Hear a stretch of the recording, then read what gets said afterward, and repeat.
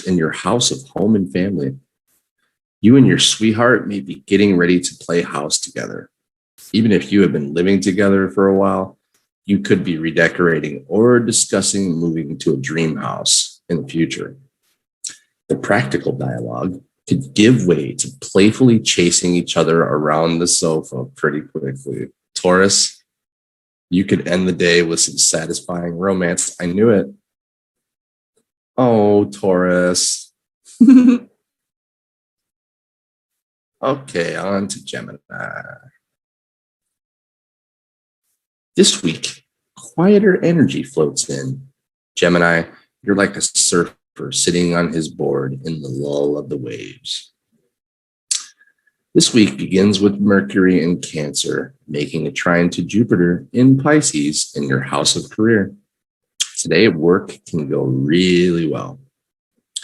You may receive some recognition for a report you did or how you handled a difficult customer. If you're looking for a job, you could have an excellent interview today and even get a job offer on the spot. On Tuesday, Venus in Leo forms a conjunction with Mars in your house of communication. You may be tingling all over when you read a text from your sweetheart or potential sweetheart if this is a new relationship. These words may send you into their arms. Today, you have a great opportunity to have a deeper, more intimate relationship with someone special. Gemini, if you're looking for love, use this good energy to reach out to someone you find attractive. Oh, Gemini. I knew it. All love. All right, on to Cancer. Oh, boy. This week, the energy heats up. Cancer, the opportunity you've been waiting for arrives. This week begins in your own sign of Cancer, making a trine to Jupiter in Pisces in your house of wisdom. People may be lining up at your door for knowledge and insights. If you're a coach or consultant, this could be quite a busy week for you as you could book some new clients. This is a great day to launch a service package for your hypnosis or alternative health practice. On Tuesday, Venus in Leo forms a conjunction with Mars in your house of finances. While generally this aspect is about falling in love, today you can fall in love with an object. Your desire to acquire that red Tesla could be overwhelming today. It may cause you to pop into the showroom and put down a deposit. Cancer, the wary of impulse purchases today, as you may be paying for them for some time. Okay. No love for the Cancer. On to Leo. All right, Leo, plans go on the back burner. This week, it's the halcyon days of summer.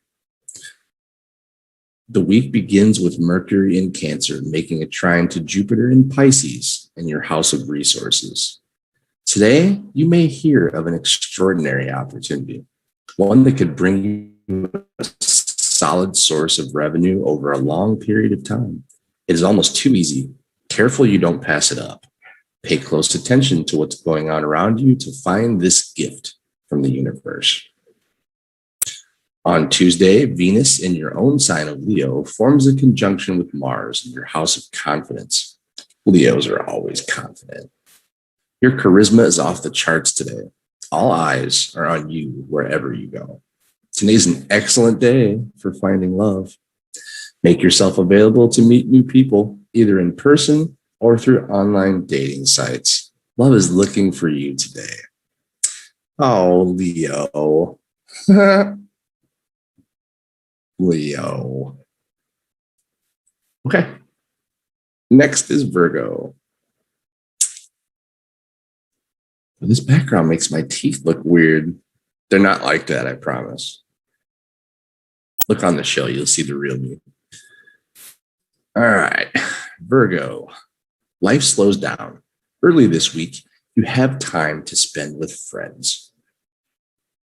This week begins with Mercury in Cancer, making a trine to Jupiter in Pisces in your house of relationships. Today, a friend can give you some special insight into your relationship or your search for love. It's a good idea to be willing to listen to what they have to say. Virgo, you're very smart and your mind can analyze information quite quickly, but consider letting this advice seep in before you respond. On Tuesday, Venus in Leo forms a conjunction with Mars in your house of magic and psychic ability. The universe is listening now, so it's a good idea to send your wishes into the cosmos. You might do this by lighting a candle and visualizing what you want. You might walk along the edge of a body of water and talk to the universe, or wear some gemstone jewelry today. Diamond for strength, ruby for love, citrine for money, or amethyst for peace. Okay. A little bit of love in there for Virgo. On to Libra. All right, Libra, this week you may achieve some notoriety. Libra, you are singled out for recognition. This week begins with Mercury in Cancer, making a trine to Jupiter in Pisces in your house of work. There could be an extraordinary opportunity for your business or career today, such as a job offer or promotion to lead a team. If you have an application for a job, this is a great day to schedule the interview. All right, on Tuesday, Venus in Leo forms a conjunction with Mars in your house of friendships and community. Love is out there for you. If you're looking for love, this aspect is wonderful for reaching out to someone you're interested in or asking friends to fix you up. Libra, your heart is stronger than your fear. Take the blinders off and you may see love standing right in front of you. Oh, Libra. Oh, thanks. Pink's a good color. I like it. Okay. On to Scorpio.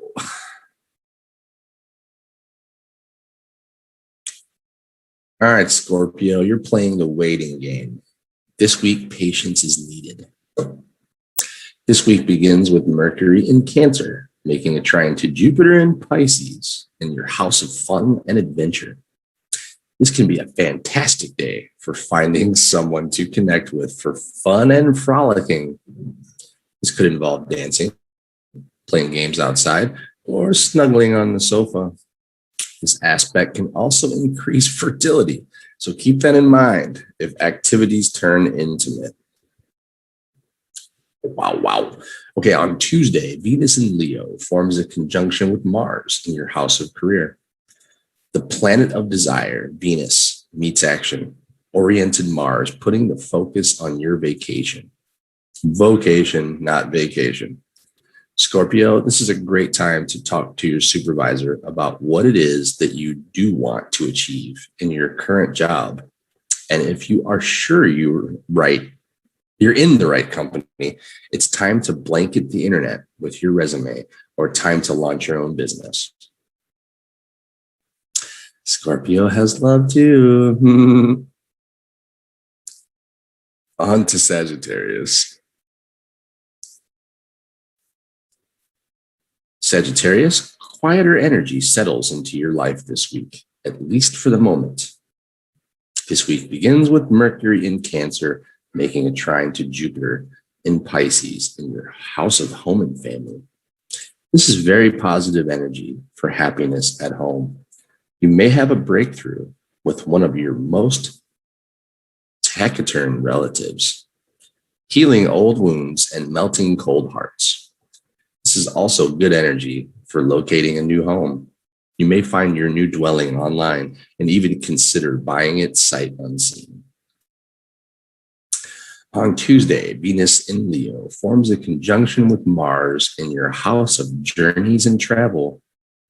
Being bitten by the travel bug is an understatement. You might be gobbled up whole. Sagittarius, you may be looking for any adventure possible. But if traveling around the world is not possible with your schedule or budget, consider getting in the car and driving to the next town. Try a new food or reach out to someone you know on the other side of the world. You may get an invitation. That's the coolest one yet. All right, on to Capricorn. All right, here we go. Capricorn, a relationship opportunity presents itself. This week, you're the object of affection. Go figure. This week begins with Mercury in Cancer, making a trine to Jupiter in Pisces in your house of communication. You can have a favorable outcome with a contract or legal matter. You could be about to sign an agreement for employment. Now you can negotiate points such as additional time off or a flexible work schedule. If you are looking at lawsuits, you can find excellent representation at this time. All right, on Tuesday, Venus in Leo forms a conjunction with Mars in your house of resources. While this aspect could bring you some wild and satisfying lovemaking, it also brings the opportunity for a financial windfall. It's a good idea to be alert for money opportunities, including a big sale or a passive income option. And when it comes to romance, you can have a grand old time with someone you've met recently. Oh, Capricorn. On to Aquarius. All right, Aquarius. This week, all the ducks are lined up in a row. Aquarius, you have everything you need to move forward. The week begins on Monday with Mercury in Cancer making a trine to Jupiter in Pisces in your house of cash money. Today, you could receive a financial windfall requiring almost no effort. It may slip in so easily you think it's not real. Keep your eyes open for opportunities around business, sales, or investing. It's possible someone will whisper a great stock tip in your ear. All right, on Tuesday, Venus in Leo forms a conjunction with Mars in your house of relationships. Today, the love archetypes come together to give you fabulous relationship energy, no matter what gender you're looking at. Aquarius, if you're dating, this aspect is wonderful for finding new love. Check out the responses on your online dating profile or ask a friend to set you up on a first date. Oh, Aquarius. Okay, on to the last one. Last but not least, Pisces. All right, this week you can breathe a sigh of relief. Pisces, you get a well-deserved break. Why can't it say that for Leo? This week begins with Mercury in Cancer making a trine to Jupiter in your own sign of Pisces in your house of confidence. You can have extraordinarily good luck today connecting with influential people and a potential love relationship. Pisces, put out your call first by visualizing what kind of connection you want to make. You might create a vision board of various experts and celebrities that you want to meet. The usual 6 degrees of separation disappears today. All right, on Tuesday, Venus in Leo forms a conjunction with Mars in your house of work. While this is a good aspect for relationships, it can also make you highly productive. Focus on the work you want to do, finishing up your album, writing your screenplay, painting, teaching, etc. And you could complete an important milestone in the project. And because you're so productive today, you could squeeze in a romantic date in the evening. Oh, Pisces. Okay, that's going to do it for the 70th edition of the astrology report. And guess what, peeps? That brings us to our vocabulary.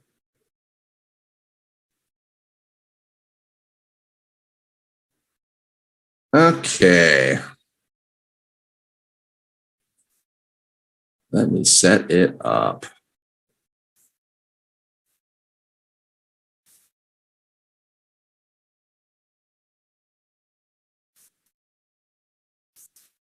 Aha, there we go. Oh, you know what? Hold on one second. I apologize.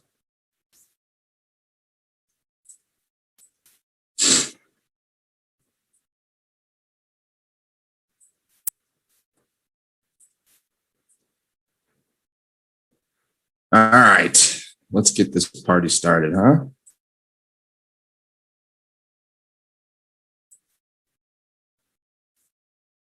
All right, everybody, here we go.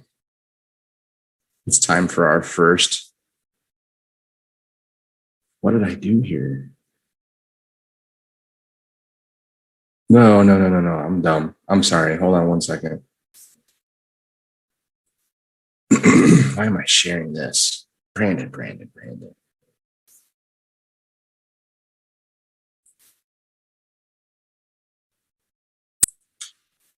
Okay, here we go, finally. All right. Number one, first vocabulary for the 70th edition is polymath.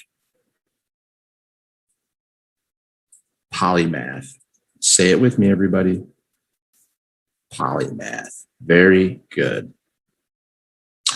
A person of encyclopedic learning.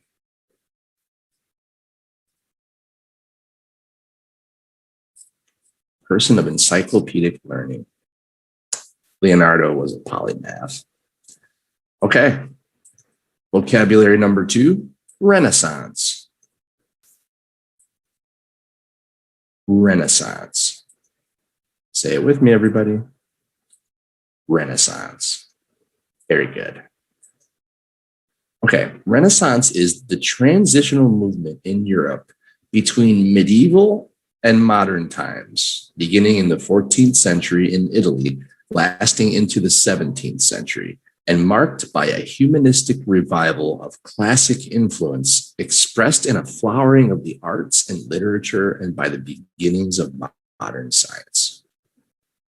Renaissance. All right. On to number three, invention. Invention. Say it with me, everybody. Invention. Perfect. All right, invention is a device, contrivance, or process originated after study and experiment, a product of the imagination. Okay. Very good. On to number four, helicopter. Helicopter. Say it with me, everybody. Helicopter. Very good. Okay, a helicopter is an aircraft whose lift is derived from the aerodynamic forces acting on one or more powered rotors turning about substantially vertical axis. By the way, Da Vinci, he invented the helicopter a long time ago.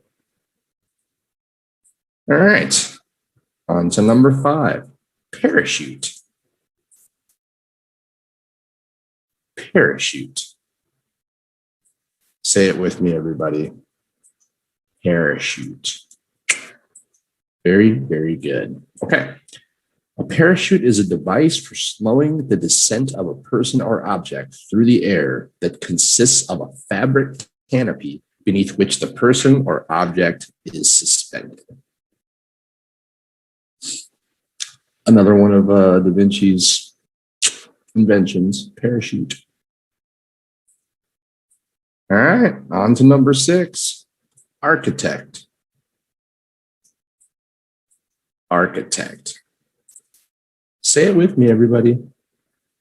Architect. Very good. Very, very good. All right. Architect is a person who designs buildings and advises in their construction.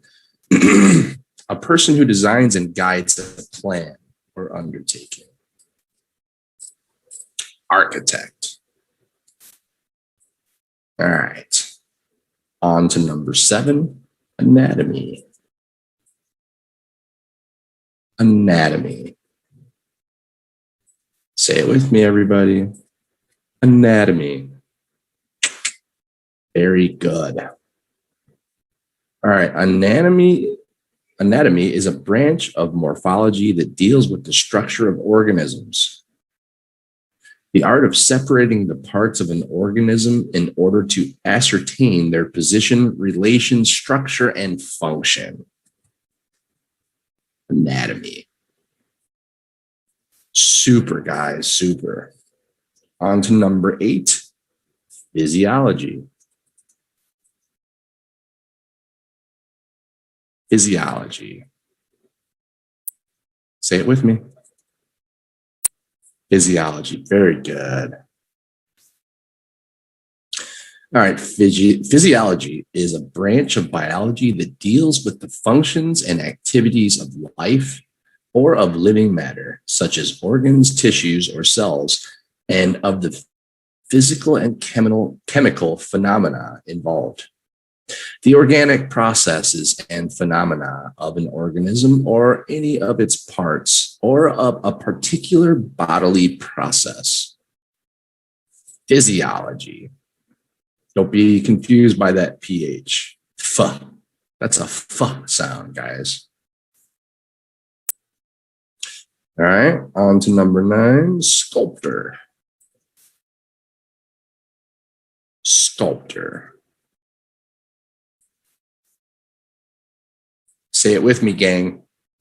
Sculptor. Very good. All right, sculptor is an artist who makes sculptures. Well, that really doesn't help, does it? And sculptures is the act of processing, as by carving, modeling, or welding plastic or hard materials into works of art. A three-dimensional work of art, such as a statue. All right. On to number 10, painter. Painter. Say it with me, everyone. Painter. Perfect. A painter is an artist who paints. One who applies paint, especially as art. Okay. On to number 11, y'all. And don't say y'all, that's not good English. Concept. Concept, very American to say y'all, but don't do it. Concept. Say it with me, everybody. Concept. Perfect. Okay, concept is something conceived in the mind, an abstract or generic idea, generalized from particular instances. Or created to illustrate. All right. Getting right down to the nitty gritty here. Number 12, sketch. Sketch. Say it loud, say it proud. Sketch. There you go. That's what I'm talking about. Sketch, a rough drawing representing the chief features of an object or scene and often made as a preliminary study. A tentative draft, a brief description or outline. Sketch. And that's going to bring us to our very last word for the 70th edition of Englishing with Jings, which is genius. Genius. Say it with me, everybody. Genius. Very good. Okay, a person who influences another for good or bad. Let's see. That's not what I'm looking for. Extraordinary intellectual power, especially as manifested in creative activity. A person endowed with extraordinary mental superiority. A person with a very high IQ. Da Vinci. All right, guys. That is going to wrap up the 70th edition of vocabulary. All right. And that means, yep, it's time to start talking about Leonardo da Vinci. Oh, what a man. Artist, architect, engineer, physician, basically, polymath. I mean, the guy did everything. I mean, he really did everything. Okay, let's talk a little bit about Leonardo da Vinci, huh? Da Vinci was a true genius who graced this world with his presence from April 15th, 1452 to May 2nd, 1519. He's among the most influential artists in history, having left a significant legacy, not only in the realm of art, but in science as well. Each discipline informing his mastery of the other. Da Vinci lived in a golden age of creativity among such contemporaries as Raphael and Michelangelo, and contributed his unique genius to virtually everything he touched. Like Athens in the age of Pericles, Renaissance Italy is a summit in human history. Today, no better name seems to symbolize Renaissance age than Leonardo da Vinci. That's for sure. All right, let's talk about when he was young. Okay, Leonardo da Vinci was born in a Tuscan hamlet near Vinci. By the way, da Vinci from Vinci. He's from the city of Vinci. He began a 9-year apprenticeship at the age of 14 to Andrea del Verrocchio, a popular sculptor, painter, and goldsmith who was an important figure in the art world of the day. At Verrocchio's busy Florence studio, the young Leonardo likely met such masters as Sandro Botticelli, while working beside fellow apprentices Domenico Ghirlandaio, Pietro Perugino, so bad with names, Lorenzo di Credi. Verrocchio, which I know I'm saying correctly, who had learned his craft under the master Donatello, was the officially recognized sculptor for the Medici family, the rulers of Italy during this era. Under Verrocchio's tutelage, Da Vinci probably progressed from doing various menial tasks around the studio to mixing paint and preparing surfaces.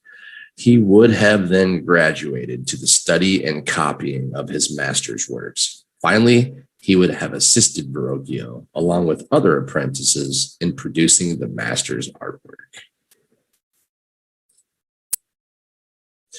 Da Vinci not only developed his skill in drawing, painting, and sculpting during his apprenticeship, but through others working in and around the studio, he picked up knowledge in such diverse fields as mechanics, carpentry, architectural drafting, metallurgy, and chemistry.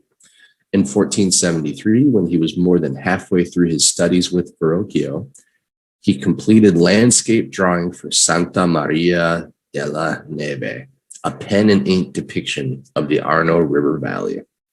It's the earliest work that is clearly attributable to Da Vinci. Leonardo da Vinci's drawings would become an essential part of his legacy. By the way, they just sold a sketch of a bear by Da Vinci, and it's sold for millions of dollars. I can't say exactly what, but maybe $10, $15 million for one sketch. That's how important his artwork is. Da Vinci sketched prolifically, planning inventions, exploring human anatomy, drawing landscapes, and blocking out plans for paintings, such as the Virgin of the Rocks and his sole surviving mural, The Last Supper. Did you know that? Da Vinci painted The Last Supper. All right. Much of his other creative output during his time with Verrocchio was credited to the master of the studio, although the paintings were collaborative efforts, of course. Over the years, historians have closely examined such Verrocchio masterpieces as the Baptism of Christ and the Annunciation to weigh in on which specific figures Da Vinci was responsible for. In the Baptism of Christ, which dates to 1475, experts speculate that one of the angels is Da Vinci's own work, while in the Annunciation, produced within the same time period, experts detect the work of the apprentice artist brush in the angel's wings and the background. In fact, historians x-rayed the Annunciation to definitely distinguish between Verrocchio's heavier brush strokes with lead-based paint from Da Vinci's lighter water-based paint strokes. Although a member of the Florence Painters Guild as of 1472, the artist continued his studies with Verrocchio as an assistant until 1476. The influences of his master are evident in the remarkable vitality and anatomical correctness of the Leonardo paintings and drawings. All right, Leo's middle years, 1477 to 1499. After leaving the Verrocchio studio to set up his own, Da Vinci began laying the groundwork for his artistic legacy. Like his contemporaries, he focused on religious subjects, but he also took portrait commissions as they came up. Over the next 5 years or so, he produced several notable paintings, including Madonna of the Carnation, or Madonna, Ginevra de Benci, Benoit Madonna, Adoration of the Magi, and St. Jerome in the Wilderness. The latter two pieces are unfinished. That's another thing. A lot of his work was unfinished. Not so much paintings, but maybe inventions and such. Leonardo da Vinci received a commission to paint his Adoration of the Magi. I think I'm saying that right, from Florence church elders who planned to use it as an altarpiece. This artwork is historically significant by virtue of the innovations Da Vinci made that were unique among the art conventions of the 1480s. He centered the Virgin and Christ child in the scene, whereas previous artists had placed them to one side. Da Vinci improved on standard practices of perspective by making changes in clarity and color as objects became increasingly distant. Unfortunately, he did not complete the commission due to a better offer from the Duke of Milan to become the resident artist at his court. While in Milan, the artist called upon his varied interests and knowledge to create stage sets and military designs for the Duke, as well as paintings. Early in his tenure, Da Vinci produced the first version of Virgin of the Rocks, a 6-foot-tall altarpiece also called Madonna of the Rocks. In this painting, which dates to 1483, the artist experiments with blending the edges of objects in indistinct light to create a sort of smoky effect known as sfumato, a technique the artist would continue to develop in his future works. It was perhaps because of his desire to fine-tune his technique that his other surviving paintings from his years in Milan, The Last Supper, deteriorated so quickly. The artist used oil-based paint on plaster for this scene of Jesus and his apostles at the table because his customary water-based fresco paints were difficult to blend for the sfumato effect he sought. Within only a few decades, much of the painting had flaked away from the wall in its location at the Santa Maria del Grazie convent. The canvas of Leonardo da Vinci's Last Supper that now hangs in the Louvre is in large part a reproduction of the failed fresco. All right, let's talk about his later years, 1500 to 1519. Okay, upon the French invasion of Milan, the artist returned home via Venice and Mantua to Florence. His reputation preceded him, and he was lauded by old friends and up-and-coming artists captivated with his innovations in art. During this final era of his life, Da Vinci completed a greater number of paintings than he had thus far. When he resettled in Florence in 1500, the artist made preliminary progress on his painting, Virgin and Child with St. Anne, which he would set aside unfinished, not to be completed for another 10 years. Leonardo began creating his most well-known and replicated work, Mona Lisa, a couple of years later when he received a commission from Francesco del Giocondo to paint his wife. The precise date for completion for Mona Lisa is still in question, but many historians agree that Da Vinci began the masterpiece in 1503. Everybody knows Mona Lisa, right? Leonardo da Vinci also accepted a commission for a mural to be installed in the Hall of 500 at Palazzo Vecchio in Florence. The subject was a battle scene at Anghiari. I don't know how to say that. And the painting depicted a tangle of muscular horses and warriors. It was, however, destined to be unfinished.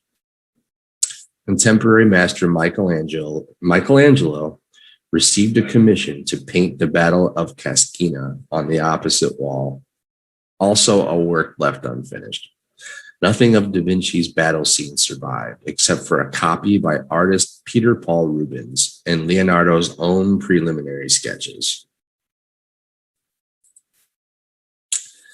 In approximately the same period, the artist created his second version of the painting Virgin of the Rocks, which was likely a commission for installation in a chapel at Milan's Church of San Francesco Maggiore.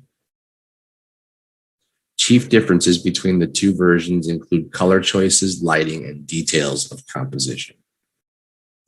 Leonardo's returned to Milan in 1506 to accept an official commission for an equestrian statue. Over the course of this 7-year residency in the city, the artist would produce a body of drawings on topics that range from human anatomy to botany, plus sketches of weaponry inventions and studies of birds in flight. The latter would lead to his exploratory drawings of human flight machine, helicopter. Oh, actually, he had more than one. That's probably the more like bird-like device. All of his drawings during this time reflected Da Vinci's interest in how things are put together and how they work. Upon his departure from Milan in 1513, Leonardo spent time in Rome. In October 1515, King Francis I of France recaptured Milan. The monarch had conferred upon him the title of premier architect, artist, and mechanic to the king. In 1516, he entered Francis' service and then journeyed to his last place of residence near the Fontainebleau court of French King Francis I. Many historians believe Leonardo completed his final painting, St. John the Baptist, at his rural home in Clos, France. This masterwork exhibits his perfection of the sfumato technique. Leonardo died at Clos-Lucé on the 2nd of May, 1519, at the age of 67. The cause is generally stated to be recurrent stroke. Francis I had become a close friend. It was recorded that the king held Leonardo's head in his arms as he died. Although this story beloved by the French and portrayed in romantic paintings by Ingres, may be legend rather than fact. He was buried at Chapel of St. Hubert in Amboise, France. I did not know that last part. Okay, within the artworks created by his own circle of peers, the influence of Da Vinci's works is readily evident. Raphael and even sometime rival Michelangelo adopted some of Da Vinci's signature techniques to produce similarly active, anatomically realistic figures. His innovation breaks from the artistic standards of his day, would guide generations of artists that follow. Although Da Vinci painted the customary religious scenes of his era, such as the Magi and the Madonna and Child, his unique placement of key figures, his signature techniques, and his improvements upon perspective were all previously unheard of. In the Last Supper, the way in which he isolated Christ at the epicenter of the scene and made each apostle a separate entity, yet at the same time united them all in the moment, is a stroke of genius that subsequent artists throughout history would strive to replicate. To the present day, art enthusiasts worldwide consider the iconic Mona Lisa to be among the greatest paintings of all time. Her image continues to appear on items ranging from t-shirts to refrigerator magnets, and rather than trivializing the import of the masterpiece, this popularity serves to immortalize Leonardo's paintings and drawings. They still remain at the forefront of people's hearts and minds centuries after his death. Just like William Shakespeare on literature and Sigmund Freud on psychology, Leonardo's impact on art is tremendous. Throughout his life, Leonardo da Vinci avoided the intrigues of worldly ambitions and vanity. He was a reserved and withdrawn man, not concerned with glory and yet absolutely sure of the value of his abilities. Along with a small band of contemporary Renaissance figures, Leonardo da Vinci becomes the center of a movement of artists that has permanently enriched Western culture. All right.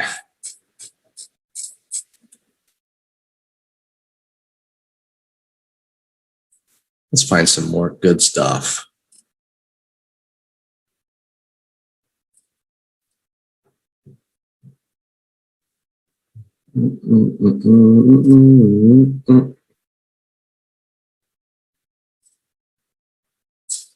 Okay.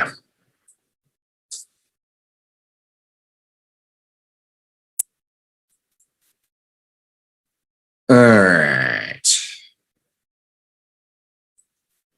Let's take a look at some of Leo's works, huh?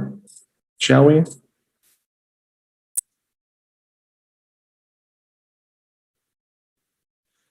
Okay.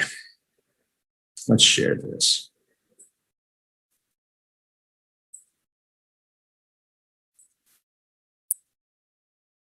Okay. First off, we have Annunciation. Beautiful, beautiful, beautiful. I mean, for the late 1400s, early 1500s, this is immaculate. The mountains in the background, the detail on the arc here. Wow. Very cool. Okay, Madonna and Child. Very detailed. Look at the belly and the leg pudginess on this baby. It's so great. And they all have that Italian look in their face too. So very detailed, very precise. The baptism of Jesus. I've seen this one a million times. Very good. That's the Ginevra de Benci. Okay. They always look so sad. What's up with that? This is the second Madonna and Child. Madonna looks much younger in this picture. Adoration of the Magi. Very cool.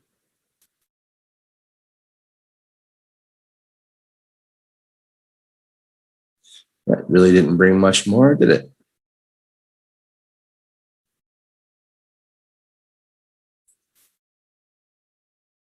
Oops. Okay, what's next? St. Jerome. Very cool. Madonna and child, nursing Madonna. Madonna and child again.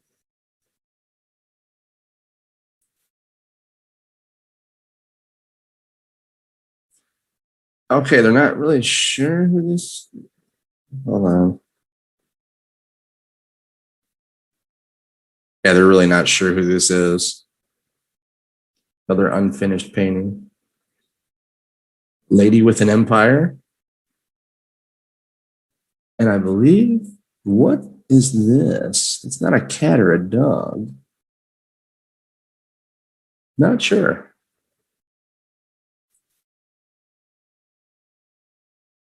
La Belle Ferronnaire. God, he's so detailed, so great. Immaculate Conception of Mary.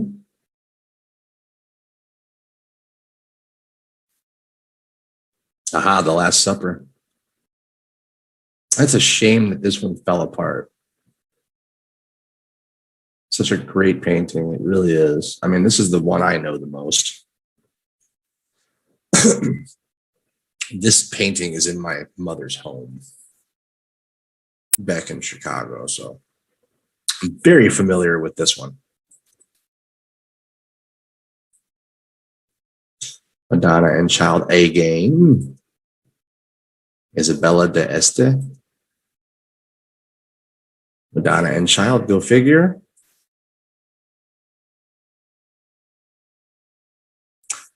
That has to be Jesus.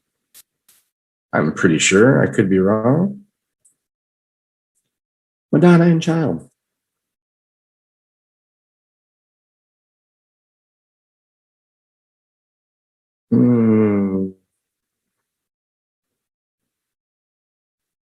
Aha. Jesus and Saint Anne. Okay. Of course, the Mona Lisa. At least she smiled for the picture, huh?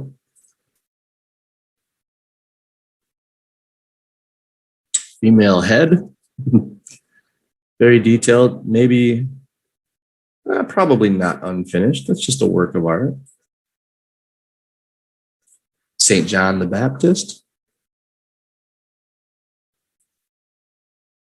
Oh, Balastra Gigante. Okay. This is a giant crossbow that he devised. Studies of the fetus. By the way, he was the first to examine and draw a human fetus. Codex. Very cool.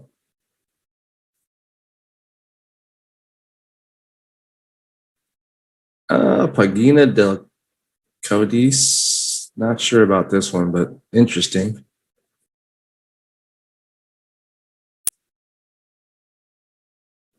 Okay, more codex geometry.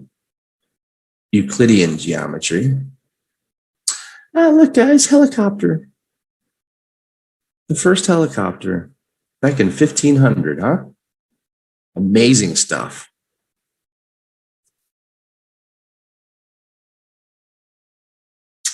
Crank and pulley shaft. Some might argue that Da Vinci was the inventor of the elevator. Others say no.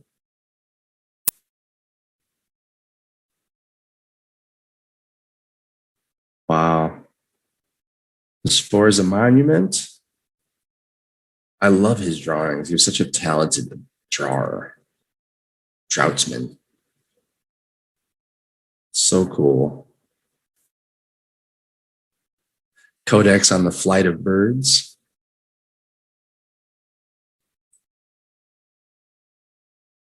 Codex de Leicester.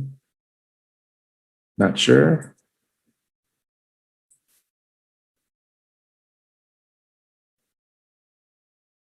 Aha, this is the fresco that he didn't finish in Florence. It was destroyed too. Oh, that's unfortunate.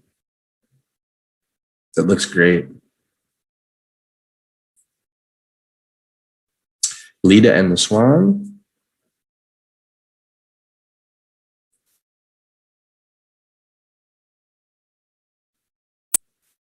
Okay. Madonna and Child. Tobias and the Angel. The Virgin of the Rocks. That's so cute. Ambrogio de Predis. Ritratto di una dama. Profile of a young fiance. Very cool. Fancy hair. Virgin of the Rocks again. Adoration of the Child. Very detailed.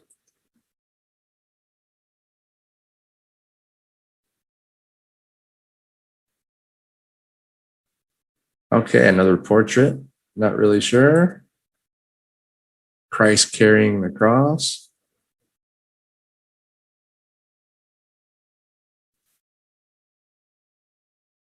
Mona Lisa again. Aha. A beeswax statuette of a horse and rider. Very good. Leonardo himself. I don't think he did a self-portrait, though. Maybe he did. Aha, here's his self-portrait.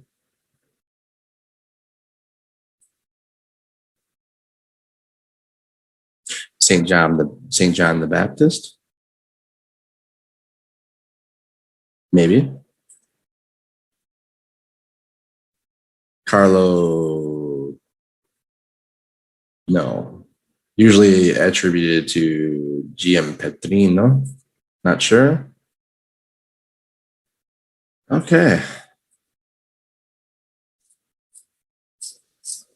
That's all they show? There's much more.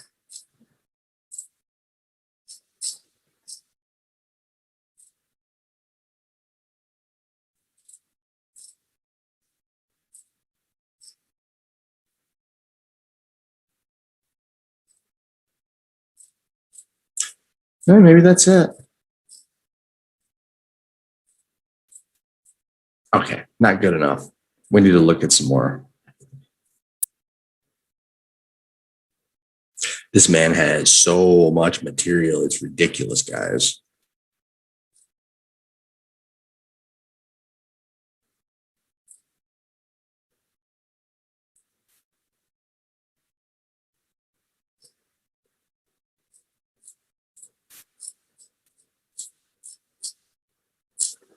Okay, we didn't even see Vitruvian Man. Okay, that's what we're going to do right now. We still have a little bit of time. Hi, Nancy. Long time no see. Welcome to the show. We're talking about Leonardo da Vinci today. Well, at least for the next 5-6 minutes. Okay. Let's highlight this real fast. How are you, Nancy? It's good to see you.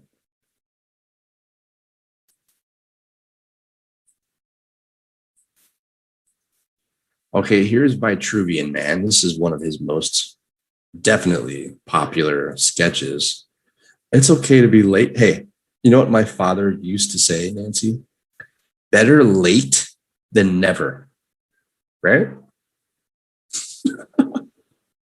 You're always welcome, even if it's the last minute of the show, Nancy.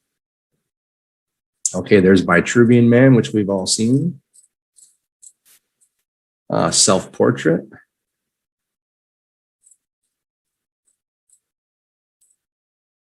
Virgin of the Rocks. Okay, we saw. Head of a woman, we saw. Lady with an ermine. That's what that is, an ermine. I'm so glad I went to this page. Salvator Mundi. That's not Jesus, I was wrong. Ginevra da Vinci. Okay, maybe we've seen all these already, huh? Yeah. All right, whatever. No problem. Okay. There has to be more. I know there's more. Give me a second here. I'll find it.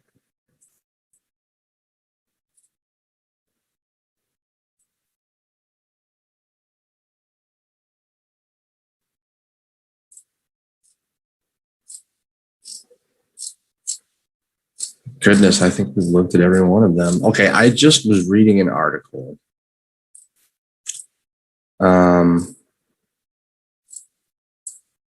Right before class that says that Leonardo, one of his sketches just sold. And let me find that really fast. Hang on.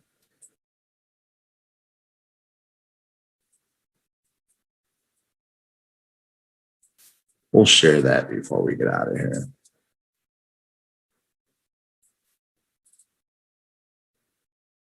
Aha, here we go. A Post-it note. Da Vinci's drawing of a bear sells for a record $12.3 million.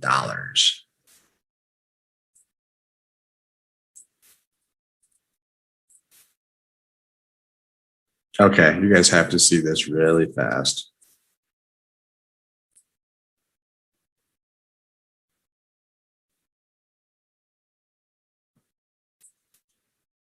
This little tiny Post-it note sold for $12.22 million in London. This is a Da Vinci. Wow. So that is no bigger than 7 by 7, 6 by 6 centimeters, something like that. 12.5 million almost. Unreal. Everything this guy does or did is priceless. It really is. London. This is a Da Vinci. Wow. Okay, guys, I think that's gonna wrap it up for number 70. I'm being asked by the producers here, like, let me ask you guys, that are watching, what kind of topics do you guys like? You'll be. Oh no, Nancy. Recently, her house had a burst of water pipes. Oh, that's not good. That can be really messy and really expensive, but everything's repaired now. Hopefully. I hope. Everything's okay. No more water in the house. I hope. Oh, you know what? I'm ending the show, but I have to know that everything's okay first, Nancy, before I go. So please let me know everything's fine now. I hope. Okay, good. Very good. Okay, guys, listen, Nancy, you caught me at the very end, just like you said, but okay, no problem. Next week, you know the time. So we'll see you next week, and we'll see everybody else next week for the 71st edition of Englishing with Jings. It'll be something fun, something interesting. Until then, everybody have a great week, and we'll see you soon. Bye for now. Oh, hi, bye, Jane. Bye. Everybody's showing up at the end. Bye, guys.